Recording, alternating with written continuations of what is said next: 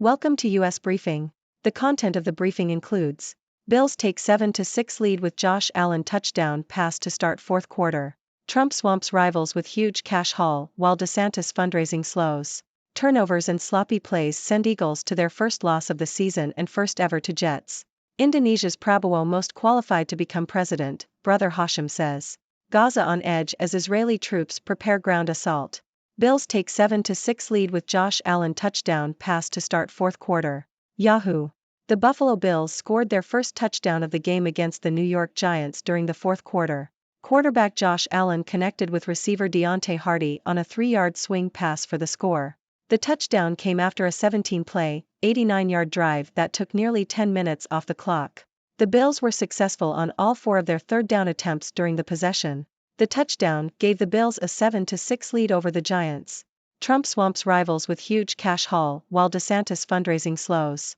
Washington Post. Former U.S. President Donald Trump has raised $24.5 million during Q3 2023, according to disclosure filings with the Federal Election Commission. The haul leaves Trump with $37.5 million in cash, which can be used to fund a primary election campaign.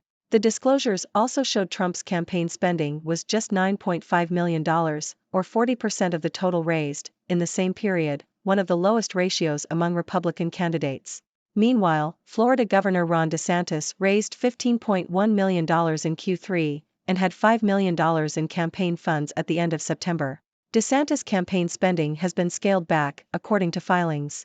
Elsewhere, South Carolina Senator Tim Scott, entrepreneur Vivek Ramaswamy, North Dakota Governor Doug Burgum and former Arkansas Governor Asa Hutchinson all spent more than they raised in Q3.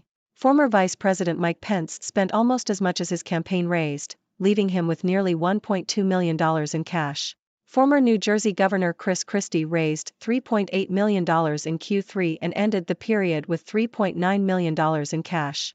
Turnovers and sloppy plays send Eagles to their first loss of the season and first ever to Jets. Associated Press. The New York Jets defeated the Philadelphia Eagles 20-14 Sunday, ending the Eagles' undefeated season and giving the Jets their first win of the season. Eagles quarterback Jalen Hurts threw 3 interceptions, including one in the final minutes of the game that sealed the win for the Jets. The loss was the Eagles' first against the Jets in 12 meetings. Indonesia's Prabowo most qualified to become president, Brother Hashim says. South China Morning Post. Indonesian tycoon Hashim Jojo Hadikusumo is backing his brother, Prabowo Subianto, as the most qualified candidate to succeed Indonesian President Joko Widodo, according to an interview with the South China Morning Post. Prabowo, Indonesia's defense minister, is considered the front-runner in the February presidential poll. Gaza on edge as Israeli troops prepare ground assault. South China Morning Post. Israel's ground offensive in Gaza has been delayed to allow more civilians to move south and avoid the incursion. The Israel Defense Forces, IDF, said that residents of the densely populated coastal strip had been given more time to move. The IDF denied that adverse weather was the reason for the delay. Hamas has been accused of preventing civilians from fleeing and using them as human shields. The Israeli military has been targeting Hamas, while seeking to avoid harming civilians. The goal is to eliminate the political and military leadership of Hamas, which launched thousands of rockets towards Israel and breached border defenses in a surprise attack over a week ago. The number of dead in the Gaza Strip has risen to 2,670, with around 9,200 others injured. More than 1,000 people have been buried under rubble during the Israeli army's bombardment. The conflict is the deadliest since Hamas took control of the Gaza Strip in 2007. There have been regular incidents along the border between Israel and Lebanon in recent days, with rockets being fired from Lebanon and Israel attacking Hezbollah targets in Lebanon. San Diego Wave earn NWSL Shield in final match of the regular season. Associated Press. The San Diego Wave have won the NWSL Shield for best record and the top seed for the playoffs after beating Racing Louisville 2-0, with goals from Jaden Shaw and Alex Morgan. The OL Reign won 3-0 at the Chicago Red Stars to finish fourth, with 2 goals from Megan Rapinoe and another from Jess Fishlock. Sophia Smith of Portland won the Golden Boot with 11 goals, and the final playoff spots were secured by the Reign, North Carolina Courage, Angel City and Gotham. Prominent filmmaker Dariush Merjoui stabbed to death alongside his wife. The Guardian. Dariush Merjoui, a prominent Iranian filmmaker, has been found dead alongside his wife in their home near Tehran. Merjoui was stabbed to death, according to the judiciary's Mizan online website.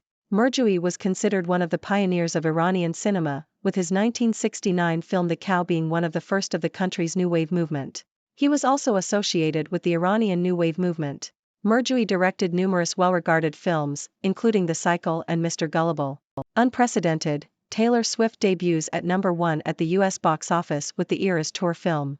ABC. Taylor Swift's concert movie, The Eras Tour, has debuted in first place at movie theaters in North America with an estimated $95 million in ticket sales, making it the highest opening for a concert film of all time. The film, compiled from Swift's summer shows in Southern California, has earned between $31 million and $33 million internationally, bringing its global total to around $126 million to $130 million. The success of the film is seen as a boost to cinemas in the US, which have been struggling due to strikes in Hollywood and delays in movie releases. Ladies and gentlemen, I am Dr. Six, your resident observer from the Six Dimensions. Today, I bring you a diverse range of news stories, from sports to politics to entertainment. So let's dive right in. In the NFL, the Buffalo Bills took the lead against the New York Giants with a touchdown pass from quarterback Josh Allen to receiver Deontay Hardy. It was a hard-fought victory after a long 17-play drive. The Bills showed their dominance by converting all 4 of their third-down attempts during the possession. This win puts them ahead with a 7-6 score. Speaking of dominance, former President Donald Trump continues to make waves in the political arena. Trump raised a staggering $24.5 million in the third quarter, leaving him with a hefty $37.5 million in cash to fund a potential primary election campaign. However, it's worth noting that Trump's campaign spending was relatively low compared to other Republican candidates. On the other hand, Florida Governor Ron DeSantis saw a slowdown in his fundraising efforts, raising $15.1 million and ending September with $5 million in campaign funds. In the world of football, the Philadelphia Eagles suffered their first loss of the season at the hands of the New York Jets. Eagles quarterback Jalen Hurts had a rough game, throwing 3 interceptions, including one that sealed the Jets' victory. It was a historic win for the Jets, as it marked their first-ever victory against the Eagles in 12 meetings.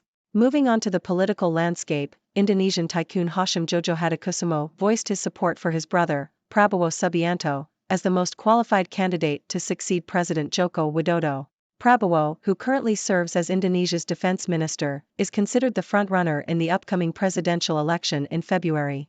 In the Middle East, tensions remain high as Israel's ground offensive in Gaza is delayed to allow more civilians to move to safety. The goal of the offensive is to target and eliminate the political and military leadership of Hamas, which has been launching rockets into Israel. However, the civilian death toll continues to rise, with over 2,670 people dead and 9,200 injured.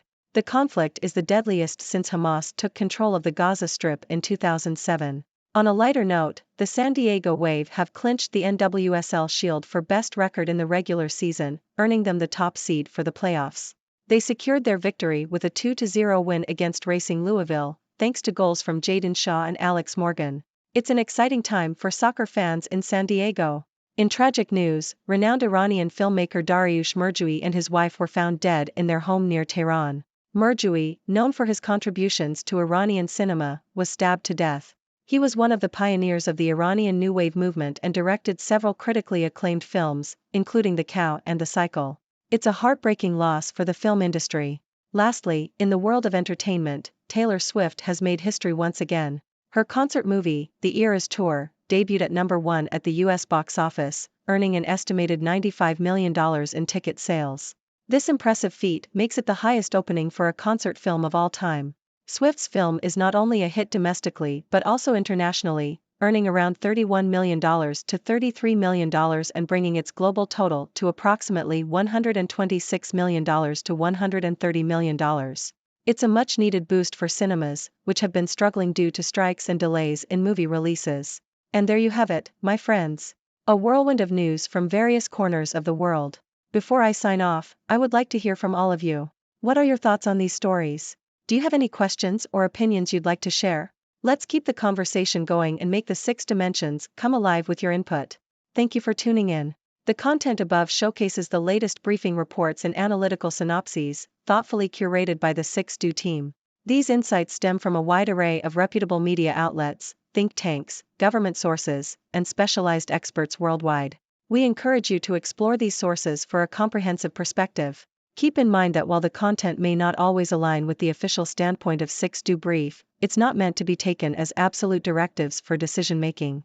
Comprising seasoned media professionals, learned scholars, and accomplished scientists, the 6Do team embodies a trailblazing, fully independent media entity. To customize 6Do Brief to meet your professional needs, you have the option to subscribe to a diverse array of briefings on our website, 6dobrief.com. Regardless of your location, you can conveniently receive 6Do Brief via email.